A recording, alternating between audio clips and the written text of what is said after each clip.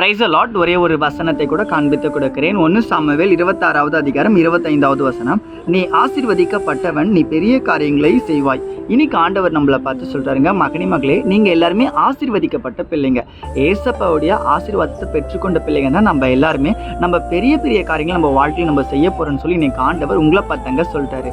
தேசமே பயப்படாது, மகிழ்ந்து களிக்கூர், கர்த்தர் பெரிய காரியங்கள் செய்வாராமா.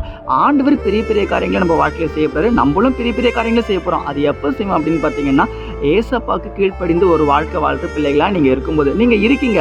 அப்புறம் இருந்து ஏங்க நீங்க உலக பிரமாணமா ஓடிட்டு இருக்கீங்க? யோசிச்சு பாருங்களேன். அந்த பாவம் நீ பண்ண வேண்டாம்னு ஏசப்பா சொல்றாரு, நீ அதை அடிக்கடிக்கு போய் பண்ணிட்டு இருக்க.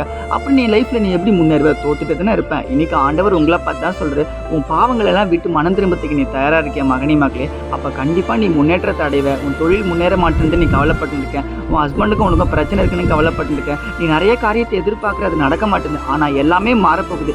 என்னுடைய ஆசீர்வாதத்தை நான் உனக்கே தரப்போறேன். உன் வாழ்க்கையில பெரிய காரியங்கள் நான் செய்ய போறேன்னு சொல்லி இன்னைக்கு ஆண்டவர் உங்களை பார்த்து சொல்றாரு. நீங்க மனம் திரும்பி ஆண்டவரோட சமூகத்துல காத்துருங்க. பெரிய பெரிய காரியம் இன்னைக்கு நடக்க போது நான் விசுவாசிக்கிறேன். நீங்க விசுவாசிக்கிறீங்கன்னா ஆமென் போட்டுக்கோங்க. வசனங்களுக்கு ஃபாலோ பண்ணிக்கோங்க. God bless you. ஆமென்.